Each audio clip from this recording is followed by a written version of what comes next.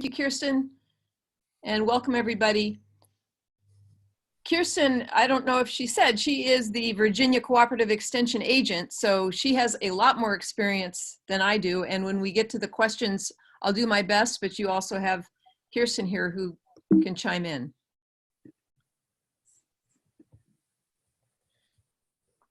All right, a word from our sponsors. These garden talks are a cooperative effort. It's the Virginia Cooperative Extension Master Gardeners. We are a group of volunteers, and the Plot Against Hunger, the Arlington Food Assistance Center, or AFAC, and also Central Library, which used to sponsor these Wednesday night garden talks. Now we're doing it Saturday morning.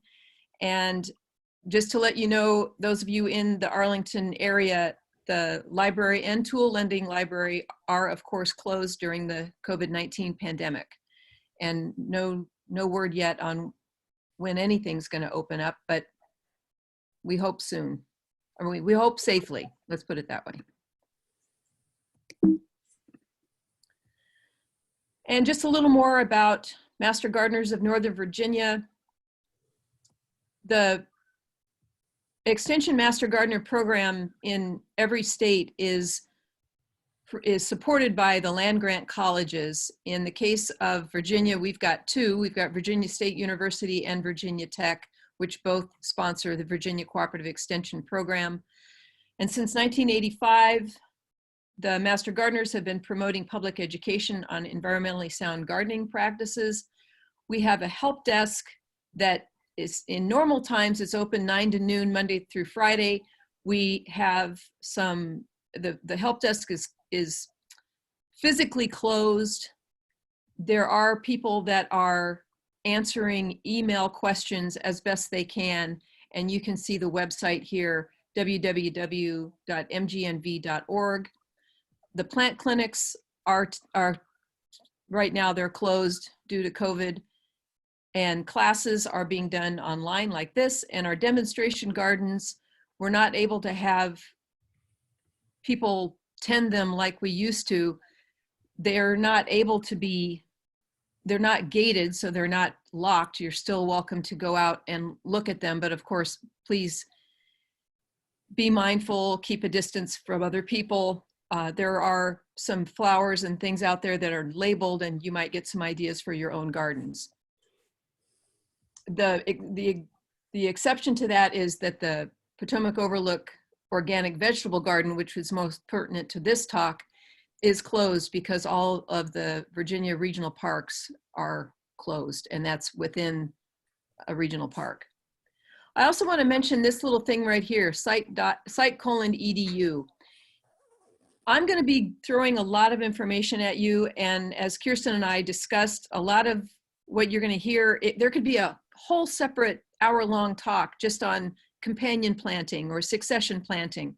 So if you want some information specific to some of those, because I'm just going to have time to touch on them briefly, just Google companion planting and then type site:/edu, and you'll get information from maybe not Virginia Tech, maybe not Virginia State University, but you'll get information from a land-grant college that, like Maryland, Pennsylvania, that has the best information, the most scientifically proven information. And that's what we are wanting to promote, is not just anecdotal information, but things that have been tested, things that we know work, things that have been researched.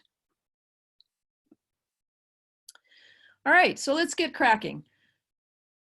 To plan your garden from ground up, this is if you are going to be doing it in a yard. If you have property, you'll want to have some graph paper. And I got my graph paper at CVS. I know they have it there. A tape measure, a pencil, a ruler, your property plat.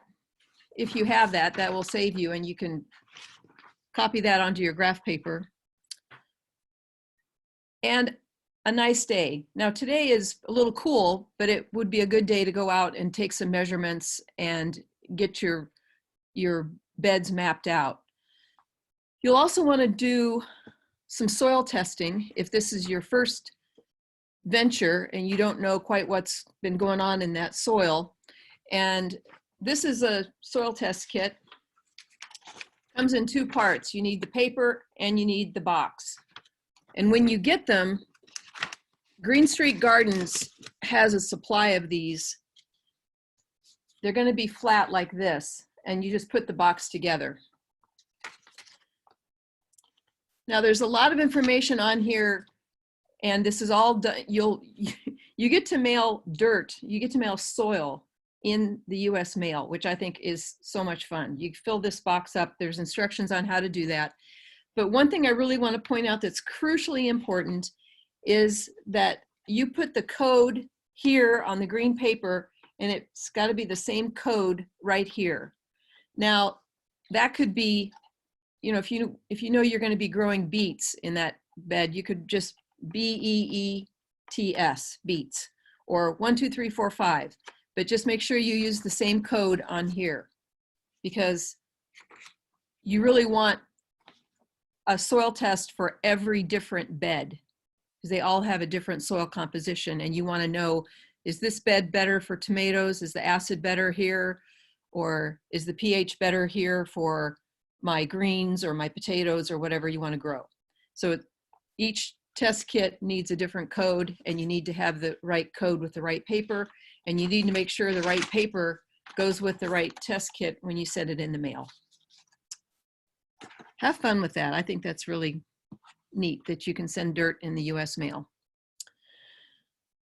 Okay, you also want a knowledge of your sun hours, and this is called sun mapping. We all are staying home and we all need to get out a little bit. So truly it's starting your day, looking at where the sun is, wherever you want to plant, checking your watch, checking your phone for the time, writing it down, and then just through the day going out, checking those beds again, and just see how many hours of sunlight are hitting those different beds. And that's sun mapping, because vegetables need different amounts of sun. And typically vegetables want at least 6 hours of sun, but there are some that they'll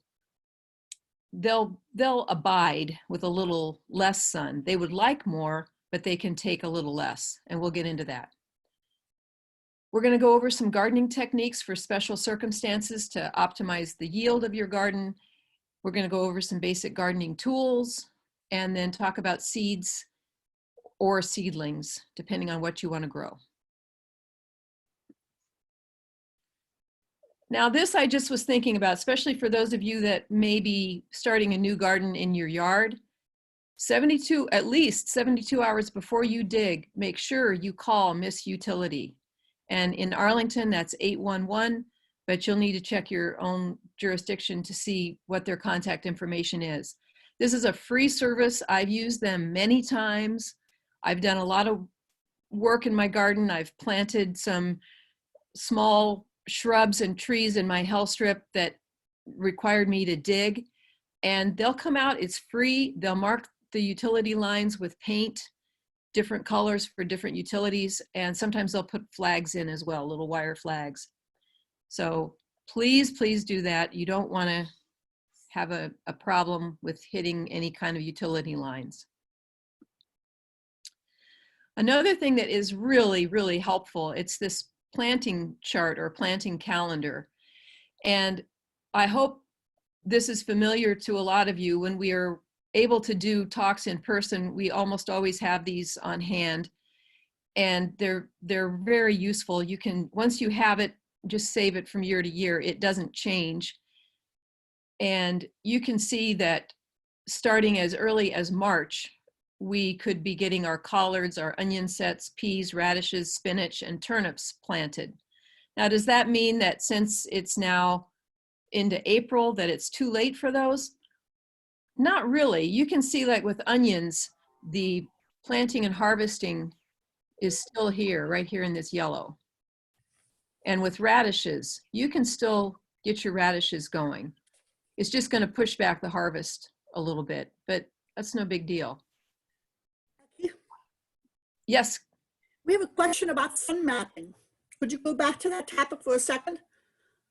The question is, how often and when should you do sun mapping? Should you do it on the first day of spring, the first day of summer? Should you do it several times a day? What's your advice about that?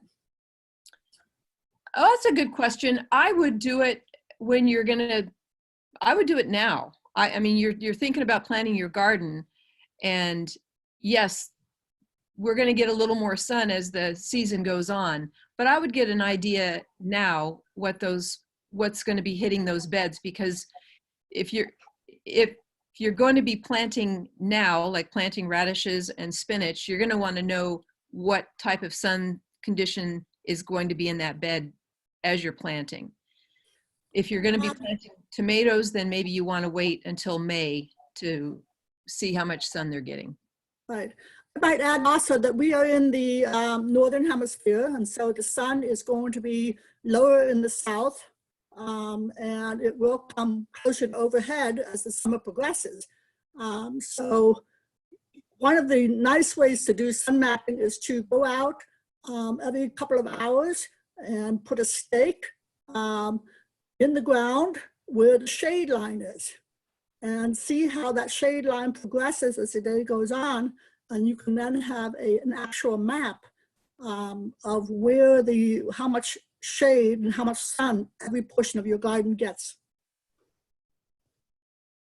Great, thank you. That's a good idea. So again, this is a really good resource. I'm going to have a link to how you can find this online and print out your own copy. And I would keep it on your refrigerator or on a cork board, something that is in your face, because you'll refer to this time and time again as the season goes on. Let me also just point out, there are some here with asterisks, and those are ones that the assumption here is that they were started inside, that somebody, you or someone else, started some seedlings, some seeds, and kept them under lights inside for several weeks before planting outside. So for cauliflower, this planting date starting the last of March, that's assuming that you've got a seedling, a little cauliflower seedling. And it's especially important with tomatoes. If you put a tomato seed in the ground outside at the last week in April, you'll be lucky. You'll be lucky for it to survive, for one thing, but you'll be lucky to get many tomatoes before the end of the season. So that means starting seedlings, all right? Now there are some really important questions. What do you want to grow? Sometimes at our talks, we have free seedlings or free seeds to give away. And we all just, oh my gosh, it's a free seed, it's free seeds, let's take them. And then you go, well, I don't even know what kohlrabi is, or I didn't want to grow arugula, but that's what you took. So think about, before you grab seeds, what do you like to eat? Or what have you wanted to try? Or what have you had good success with? What grows well in this area? And really important, what seeds and seedlings are available? Some other important questions is, where will you create your gardens? As people were coming on in the chat box, we were asking what type of garden people have.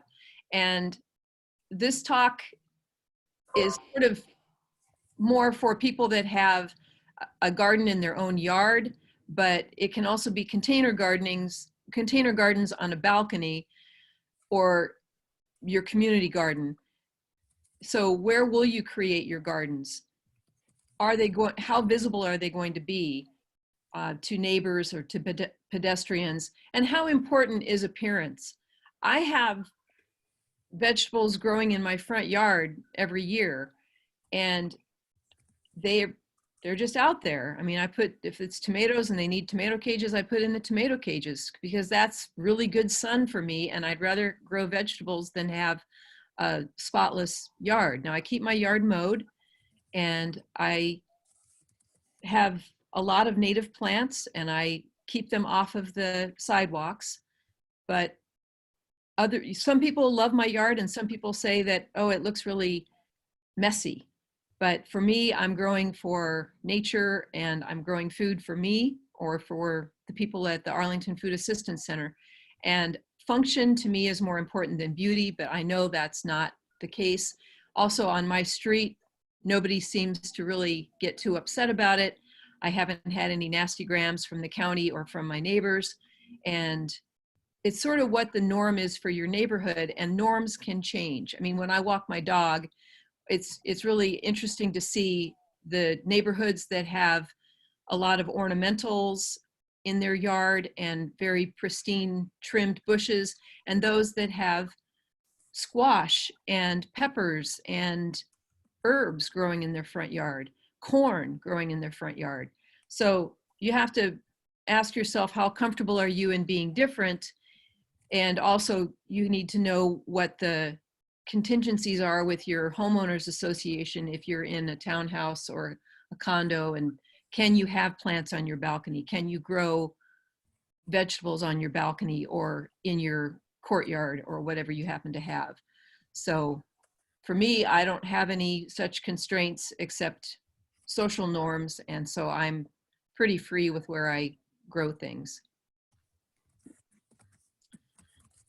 So again, mapping out your garden, this is for those of you that are growing in your yard or growing on a balcony.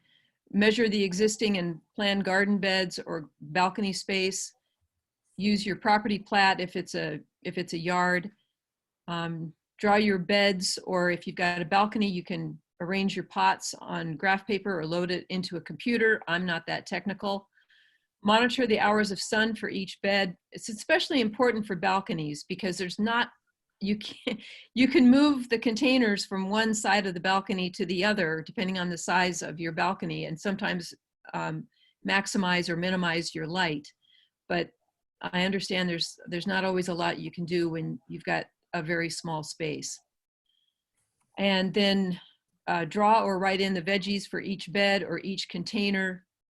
That will help you with crop rotation and your seed orders. Crop rotation, we're going to get into a little more for those of you that plant in containers. And I'll emphasize this again, just if you had a tomato in a container, please don't grow another tomato in that same soil, because whatever killed that tomato the prior year, it's now going to be down in that soil waiting for the next little seedling to appear and to be planted, and then it's going to get it very early. So you want to use that container for something other than a tomato, a pepper, or an eggplant. Maybe you want to grow beans in that container. Maybe you want to grow squash in that container. Maybe you want to grow some flowers in that container, but just don't grow any more tomatoes, peppers, or eggplant in that same soil. You can dump out the soil if you really like that container for tomatoes, but just use different soil. And then again, test the soil in each garden bed. It's not as, well, it would be good to test the soil if you've got a container that you like to use from year to year, just to make sure that it doesn't need any more organic matter or something. But containers can pretty much, I mean, if there's a problem, you can just replace the soil. It's not that big a deal as it is if it's your yard. So are there any questions yet? I'm not seeing the chat. Let me see if I can find the chat. Yes, there's a question about where would you put kale on that chart, on the planting chart? Kale? Kale? Oh, let's see. I think it would be a cool other crop that could be planted in spring or fall. What do you think? Oh yeah. My kale overwintered, and so did my collards. So I would put it up with collards. I'd treat it the same as your collards. Okay, there's also a question about, not a question, but a comment about having a north-facing balcony. What could we plant on a north-facing balcony? That's going to be a pretty shady location. You could try some greens, some Asian greens, and arugula, things like that, some mesclun mixes, but you're not going to have much luck with tomatoes if it's not getting some sunlight. Yeah, I understand that anything that requires, has flowers or fruit is going to require more light than something you're harvesting greens from. Right. Yeah. Another question here, I think you're going to talk about it later, but if not, how do I keep animals from eating my crop? Yeah, I've got a little slide on that. It's just, there are some people that have some luck with some of the sprays. Just make sure it's a totally organic spray, read the label and make sure it's not going to harm your vegetables because you want to eat those. And at my church's garden, we grow vegetables for the Arlington Food Assistance Center, and we use barriers. We've had the most success with barriers than anything else. So just trying to fence off the raised beds from the deer, we have trouble with squirrels in the spring. They're trying to dig everything up. They go through our radishes and they're helter-skelter. So we put hardware cloth just right over the bed. And then as the radishes start to come up, once they get to a certain size, we can take that hardware cloth off because the squirrels, by that time, they've calmed down a little bit. They're not quite so manic, and they don't seem to disturb it as much. Okay. So. There's a question here about crop rotation, and it is whether you can grow peppers after tomatoes and peppers, or it's only tomatoes that are excluded. They're all in the same family, so you shouldn't plant tomatoes, eggplant, and peppers are all in the same family, so you shouldn't plant anything from that family in that same bed or in that same soil. I've heard people that say they have no problem with that, but our advice is not to do it because if you haven't had problems now, you probably will in the future, and we're all trying to get the best out of our efforts. I don't know. Where do we send the sample to test the soil? It's on the form. It goes to Virginia Tech. Okay, is that form on the website or something? No, you have to pick these up at Green Street Gardens. You used to be able to get them at our help desk site on Stafford Street, but the office is closed. So if you go to Green Street Gardens, they'll have the soil test kits. Okay. And they go to Blacksburg, Virginia. There's a couple of questions about the soil test kits, the soil test results. And one of the questions is, why should we spend $12 for a soil test for replacing the soil? We also wanted to ask about whether or not a container should be cleaned before reusing it. That's ideal. Yeah, when I started my seedlings, I cleaned out these were the little seedling trays. I reuse them, but I cleaned them, and I did use a very, very, very mild bleach solution just to sterilize them. And that's a good idea for containers. Personally, I'm not that great about doing it. I kind of give it a quick scrub with my hand or with my glove and get as much of the loose soil out. But if you're seeing some salts and a buildup, then yeah, it's good to give it a good scrub with a wire brush or something and get that residue off before you reuse it.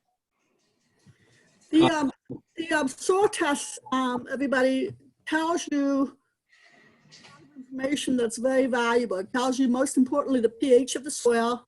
And of course, it's probably more valuable for those of you who are growing in the ground, right? Growing in containers. One of the very most important things it tells you is how acid the soil is. pH is very important to the success of your vegetable crop. And some plants will not do well in a very acid soil or in a very basic soil. And so you need to be aware. You don't need to do this every year. We recommend that you do it every 3 years or so.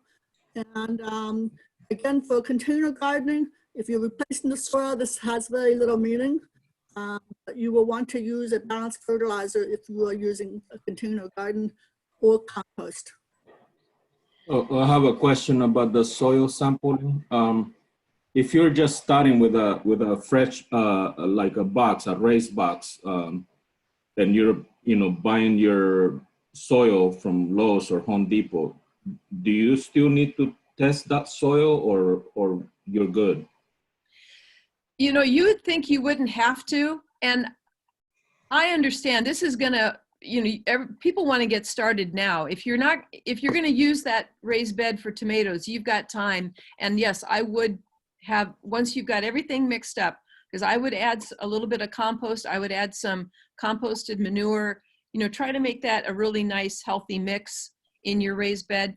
But I had an experience with a friend of mine who had just built this new raised bed and put in what he thought was really good soil, and everything just started dying. And I told him, I said, do a soil test, try to find out what's going on. So just because it's brand new soil doesn't mean that you might not have some imbalance that's going to cause problems. So if you got time to do it, I would. Okay, thank you. Sure. And for those of you that are wondering, the routine. Hold on, What? go ahead. It's going to test the soil pH, the amount of potassium, phosphorus, calcium, magnesium, zinc, manganese. Oh man, this is testing my Latin here. Iron and something else. It's going to test your organic matter, which, and the soluble salts. So it's going to determine if there's been too much fertilizer use in that bed. So, and you get the information online. You send it in physically through the mail, but you get the results online, and they come back. Well, I don't know what their backlog is right now, but they were coming back within 2 to 3 weeks. All right. So I'm going to talk about each of these separately on a slide, but like I told you at the beginning, a lot of these topics could be their own garden talk. But we're going to cover some shade-tolerant vegetables, which is mainly greens. We're going to talk about crop rotation, companion planting, succession planting, small spaces, raised beds and containers, how to attract pollinators, and protecting against enemy critters. Not, there are some beneficial, we want pollinators, but there are some things that you don't want in your vegetable garden. So shade-tolerant veggies, those that can take as little as 2 hours of sunlight. Now, I'm not saying they're going to be really happy, but Asian greens like bok choy, tatsumi, komosuna, and a mesclun mix, those tend to be tolerant of 2 hours of sunlight or more. 3 to 4 hours of sunlight, arugula, herbs, kale, lettuce, mustard greens, scallions, and spinach. And again, I don't want you to think you're going to have really, really happy rosemary or some other Mediterranean herbs. They like a lot of sun, but there are some herbs, some more tender herbs, maybe cilantro, things like that, that could tolerate 3 to 4 hours of sun. 4 to 5 hours, your peas, beans, chard, and root vegetables, again, they would all love more sun, because most vegetables require 6 or more hours of sunlight. And tomatoes, peppers, eggplant certainly are in that 6 hour or more category, which is another reason we don't plant them until May. They really like more heat, and they like more longer days of sunlight.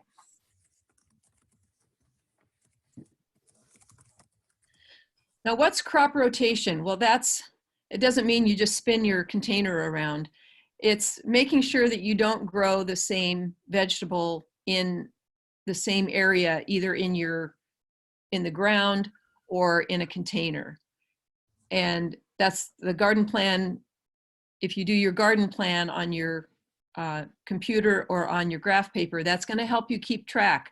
Where did I grow my tomatoes? Like if you have a community garden bed, maybe you don't remember if you put the tomatoes at one end of that bed or at the other end of that bed. And it's important to know, because you don't want the little beasties that killed off your tomato plant. I know, Kirsten, that's not a technical term, but that's what I'm calling them.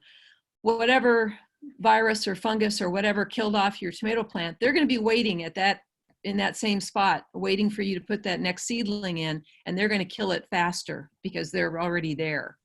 So that's why it's important to know where you planted what things where in your bed or in your container or in your yard.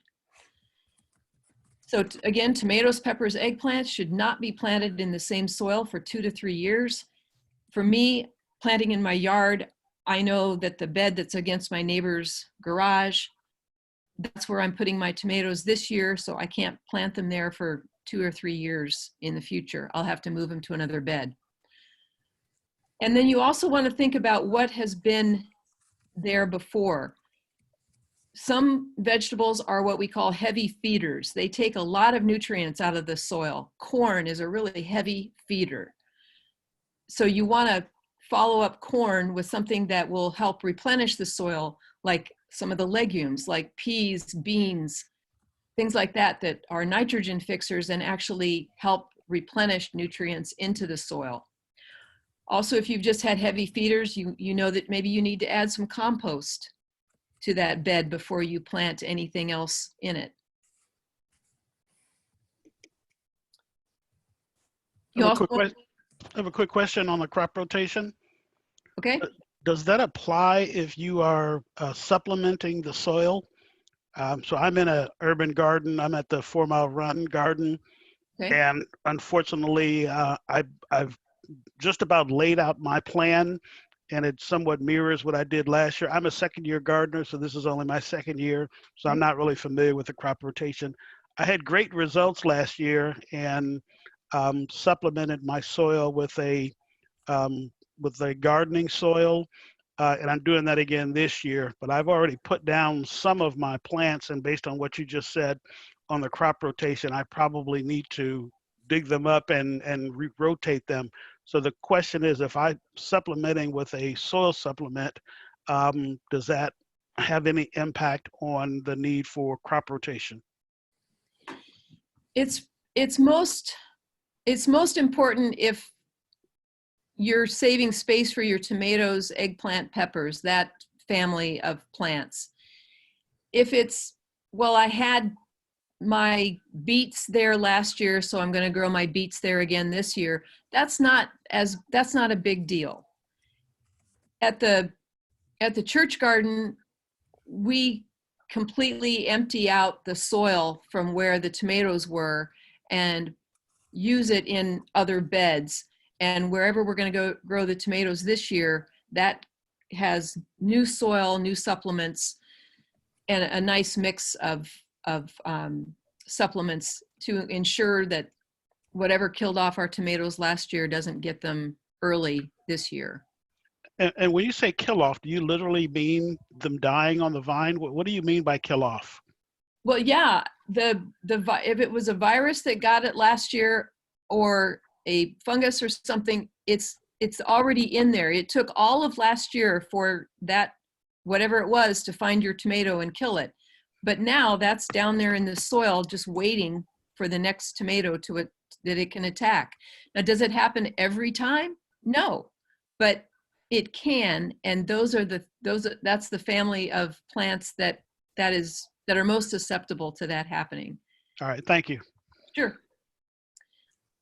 So for companion planting, basil, chives, and parsley grow well with tomatoes, and it's just sort of easy to remember because those all go well with tomatoes when we eat them.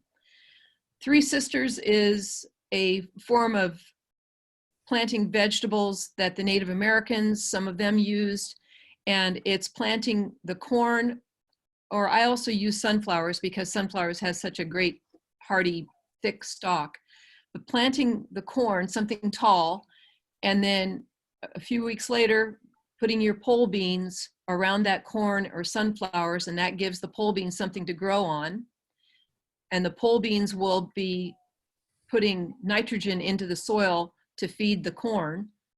And then lastly, the winter squash on the outside of everything. The winter squash has big, heavy leaves that helps retain moisture to the bed and also can inhibit critters, but that's debatable. But anyway, that's you've got something tall, you've got beans, and you've got winter squash all growing together and helping each other. Another one is growing eggplant with beans and lettuce. One thing we tried at the church garden was putting some sweet potatoes in the same raised bed as our peppers. And that worked really well. We should have been feeding the peppers a little. They got a little bit anemic toward the end of the season. So we should have been fertilizing them a little stronger because the sweet potatoes did take a lot of nutrients from them. But we got production of both, and we'll probably try it again. Growing nasturtiums. I think nasturtiums are beautiful, and they're also, if you use them as a border around your bed, whether it's a raised bed or a container, grow some nasturtiums and they will trap the aphids. Now, I don't mean that they like trap them and eat them. They're not a carnivorous plant, but the aphids will be more attracted to your nasturtium and less likely to then bother your the vegetables that you're trying to grow.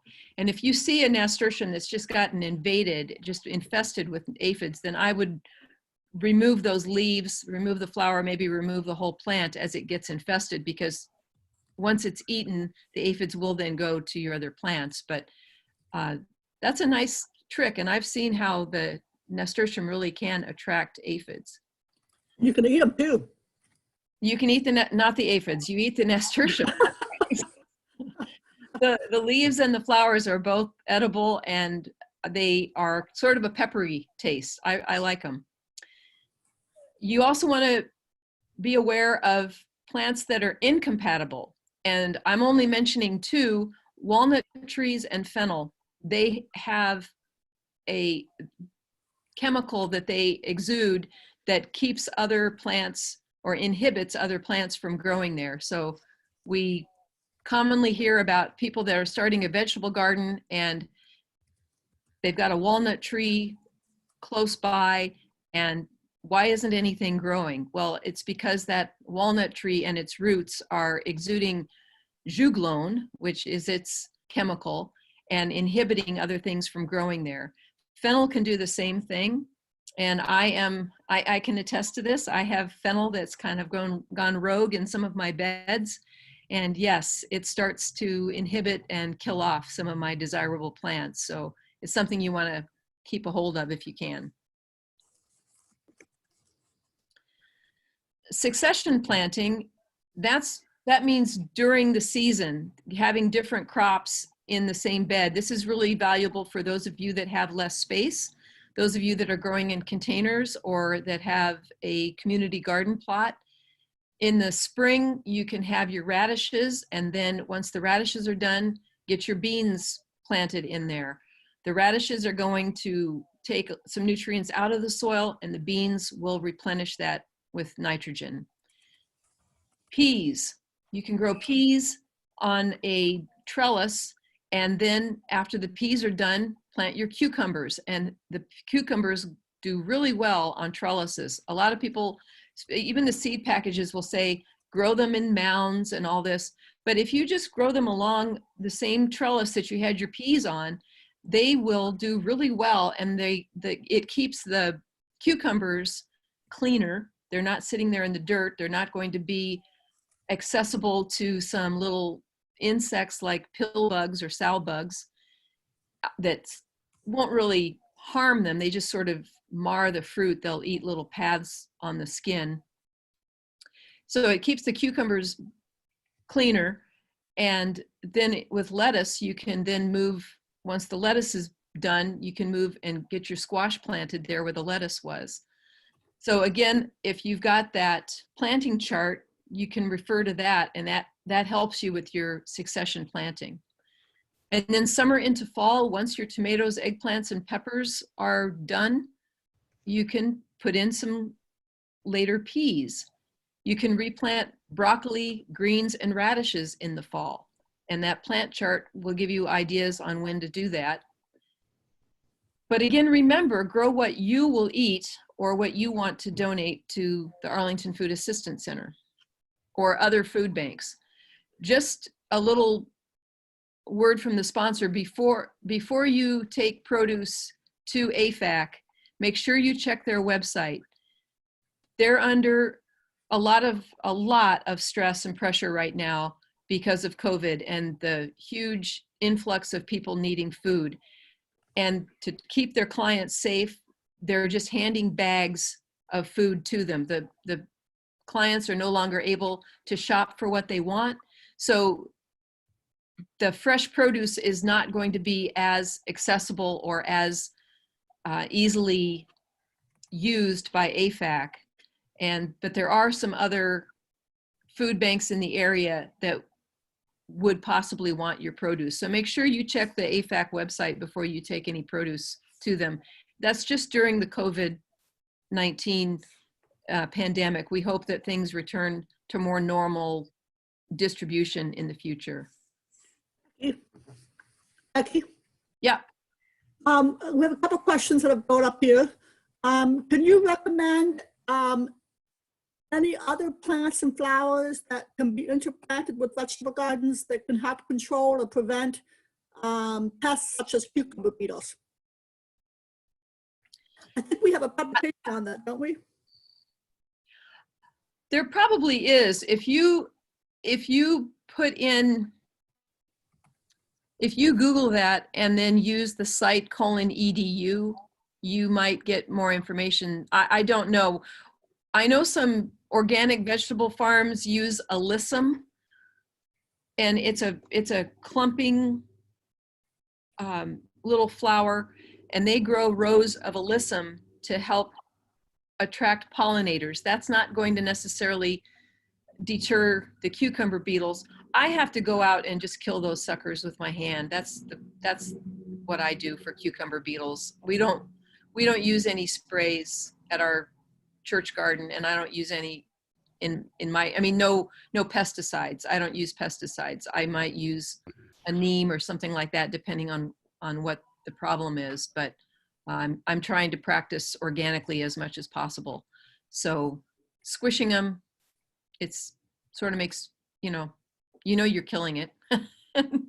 And I would just add that one of your best tactics is going to be to interplant flowers with your vegetable garden. Not only will you be attracting pollinators, but you will also be attracting some of the beneficial insects that help prey on the bad guys. Alyssum is one of those plants that has little tiny flowers, and mostly those plants that have little flowers like radishes, like many of the herbs attract the wasps, the beneficial insects that will help feed on aphids and other kinds of insects that cause damage to your crops. yeah, we noticed one year with our church garden that we weren't getting the sort of production that we thought we should be. And just looking around, we weren't seeing a lot of pollinators, bees around. So we intentionally planted some native plants, both in the beds and around the property. And our production increased. Now, a lot of vegetables are self-pollinating, but if they get some pollinator action, it can boost your harvest. It can boost production. So the more pollinators you can get in there, the better. And another benefit of the alyssum, you can just tuck it into a pocket of either your yard or your container or your raised bed. And it has, at least the one that we grew at the church garden, it had this, almost smelled like honey. I mean, I'd walk by and I go, gosh, what is that smell? It was so nice. And I put my nose down in, and it was the alyssum. It came back, even though we were turning the beds, it would reseed and come back in those little pockets from year to year. So it's a nice one to have. Thanks for that, Kirsten. So small space gardening. Are your best garden spots currently lawn, or you can convert that lawn to garden beds? We had Don Bobby talking about alternatives to turf, and he showed his own yard where he put a raised bed in a very specific spot on his yard. He had done his sun mapping. He knew that spot is where the best sun was, and that's where he put his raised bed. And that's, again, it sort of goes with what your idea of beauty is, what your idea, if function is more important than beauty, if you don't mind being a little different than maybe some of your neighbors. But I will tell you, I am seeing more and more gardens in front yards than I used to. So you can convert lawn to garden beds.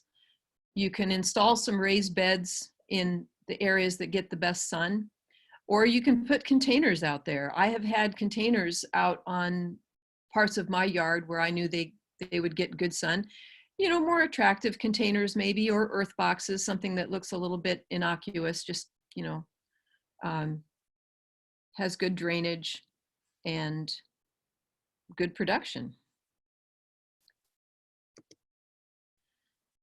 Again, there's going to be a talk on container gardening on May 1st, outdoor container gardening. So small space gardening is a huge topic, and we will try to get you more information as the season progresses. So as we were just talking about, attracting pollinators, self or wind pollinated plants will still benefit from pollinating insects. And the way to bring them in is to have flowers already in place. I love to use native plants because that's going to attract the beneficial native insects that we're trying to promote and save. And if you're seeing fewer and fewer songbirds, that's because a lot of people are trying to kill off caterpillars with insecticides, or we're hiring the mosquito patrols to come in and spray our mosquitoes. Well, they're killing other insects as well. And when you kill caterpillars, you're taking food away from little baby birds. So just remember that picking them off, if you don't want the caterpillar on that plant, just pick it off, kill it, or let the birds do it, but be a little more mindful. And so I always promote native plants. Alyssum is not a native, but it's an annual, and so annuals are great. Those are all fine. If you want to add perennial native plants in or around your garden or your containers or your community bed, plantnovanatives.org is a great source. They have a wonderful publication, and it's got full color pictures, and it's got a lot of good information. You can get the same information at their website that I'm giving you here. And also, again, multifloral plants like alyssum and trap plants like nasturtium will also be beneficial for your gardens. The enemies, insect pests. I have problems every year with the squirrels eating all of my strawberries. And so I have to stake down a row cover over the strawberries. I have tried the bird netting, but that can sometimes kill more innocent animals. I've heard of catbirds being strangled. They get underneath that bird netting and then they can't get out and they strangle in it. And catbirds are a really interesting bird. I would hate to be the cause of death for that. Also, snakes can get wound up in that and die. And, you know, I know not everybody's favorite animal is a snake, but by and large, they're beneficial. They help keep down the rodents and they are a part of nature. So row covers is better. It's more of a fabric and you can stake that down. Again, trap plants, they're ones other than nasturtium. And the time of your planting. With a lot of people will have trouble with squash borers. And Kirsten, if I'm correct, you want to try to make your planting a little later than normal. Is that right? It's trying to time your planting so that the squash borers aren't at their life cycle where they're going to want to bore into that plant and kill it. Squash borers are a really tough pest to beat. Your best bet is going to be to do some screening. You can do row covers. You will also have to lift those row covers from time to time to allow pollinators to enter. Okay, so that's kind of a mixed tool there. Your best bet is going to be to inspect the plants from time to time and go out and talk to them. They'll be happy. But inspect your plant for any sign of insect eggs or larvae, and try to do some hand cleaning on them. So rabbits, I have trouble with rabbits. They also eat my tomatoes, and Dudley Do-Right, my white poodle, he is out there on the patrol as much as possible, but he's not out there 24/7, and the rabbits just come back in and nibble on my strawberries. So again, the row covers, using raised beds where you can put some wire up. That's what we do at the church gardens. We have raised beds, and then we increase the height on the wall of the raised bed with hog wire. That's that 4-inch screen. And the bunnies occasionally will still jump over that, but not very much. They really have to be engaged. They really have to be motivated to get in there. And then fencing is another thing. We have deer at the church, and we were having some construction done, and we had all this construction fencing available, and we would totally encase a raised bed, the one that had beans in it, because that's what the deer wanted, were our bush beans. And that helped. And it was just sort of curled around so we could still walk in easily, but the deer couldn't get in. Yes, deer can jump very high. Apparently you need at least 8 to 10 feet of fencing to keep the deer from jumping. But when you have fencing just around a raised bed, the deer have no safe place to land. So they're not going to jump if they don't have a good space to land in, if that makes sense. So for deer, often it's higher fencing, and for squirrels, you need a veritable fortress. If they're after something, they're very good at getting to it.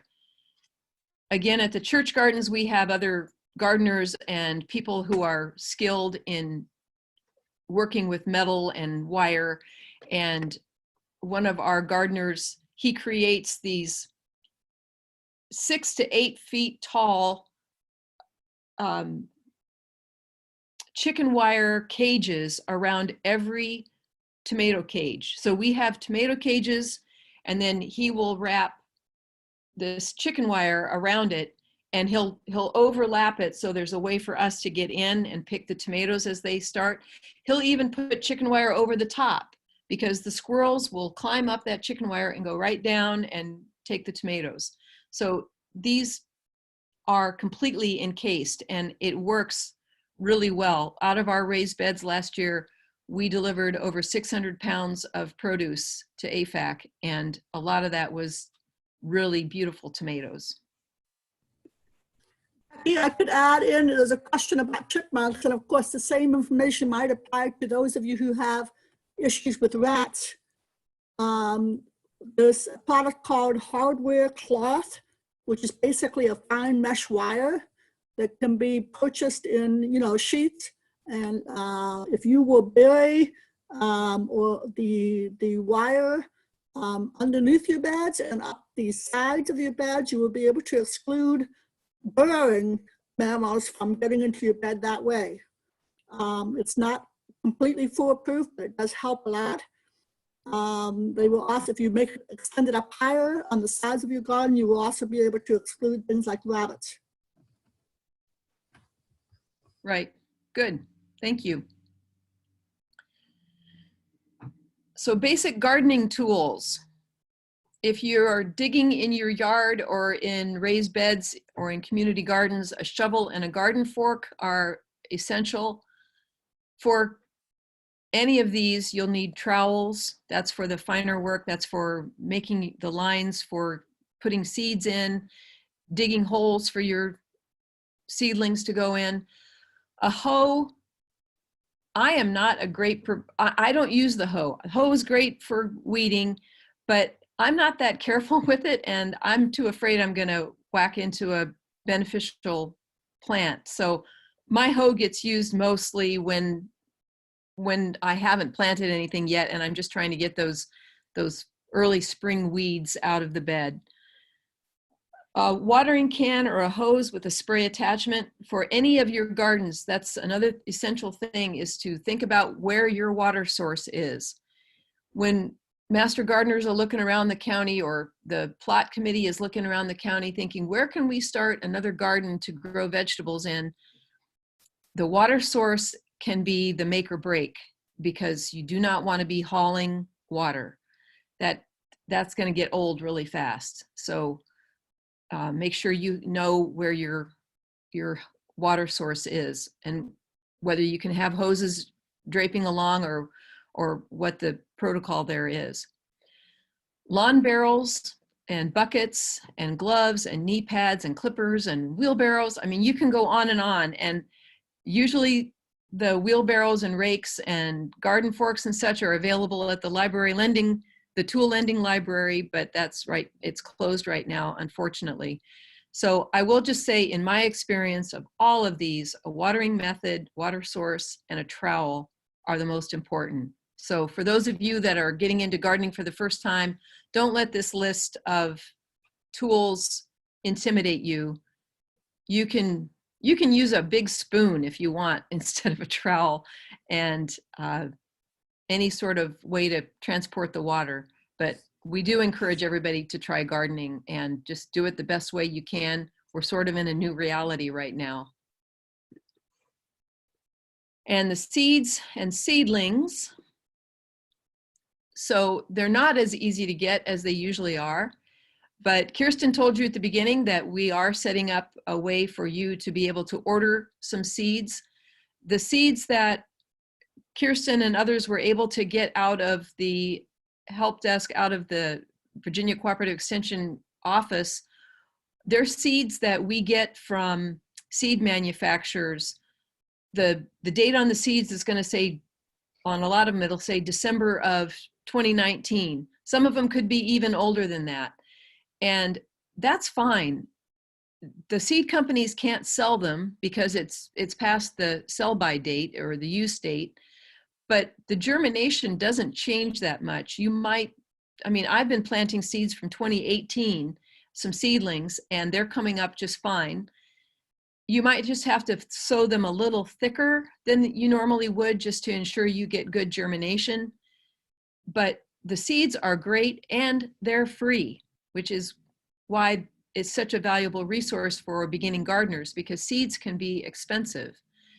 Also check with Nextdoor and social media to see if any of your neighbors have extra seeds or some seedlings. A lot of people, when this started, they were shut inside, or knew they soon would be shut inside, so they got some seedlings started.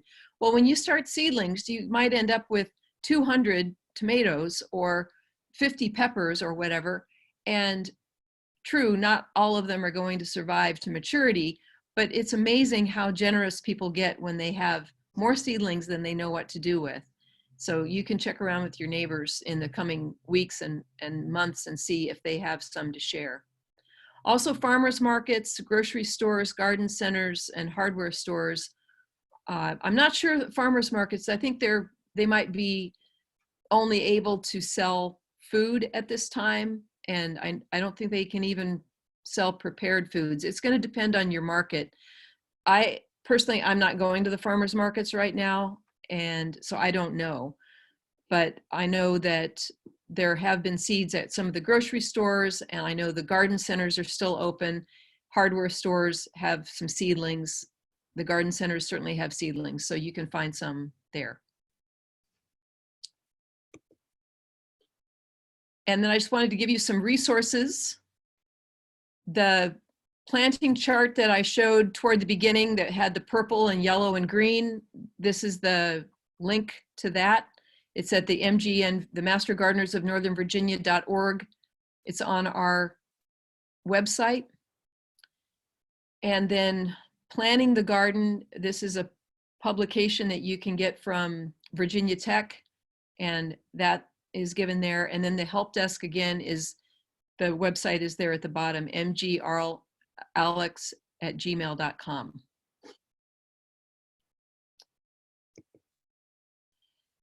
because this garden talk is usually done at a library, I do like to promote a few library books, and these are some that I have found helpful.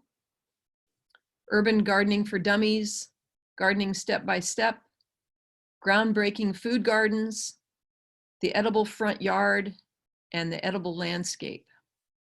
Again, I'm just putting in a plug. Anything that you want to know more about from this presentation or any questions you have, just Google it, put in your question, put in trap plants, site:/edu, and you'll get some information from other extension sources. So that you can unmute your microphone if you wish on your own. But there's one question that we haven't talked about, and that's about nitrogen sources for the garden. You will have to add a little bit of nitrogen for optimal growth. Too much can be detrimental to your production of mostly fruit and flowers. But Becky, do you have any advice to give to people who want to put fertilizer in? Personally, I'm horrible about remembering to fertilize, but when at the church garden, I've got other gardeners there, we tend to use more organic means. So we'll use blood meal. I know that people say that can sometimes attract raccoons. We have not had that problem, knock wood, at the church gardens, but we try to, another one I use is I use some of the kelp and fish emulsions at my own garden. They're a little stinky when you mix them up, but it doesn't smell that bad once you get them down. So every 2 weeks or so, it's good to give them a little food, little fertilizer. You can, if you compost, that's also really nice to do, is just scratch in some compost around the base of the plant. Or if you've got some ready when you're planting the seedling, put a little bit in the bottom when you are putting that seedling in.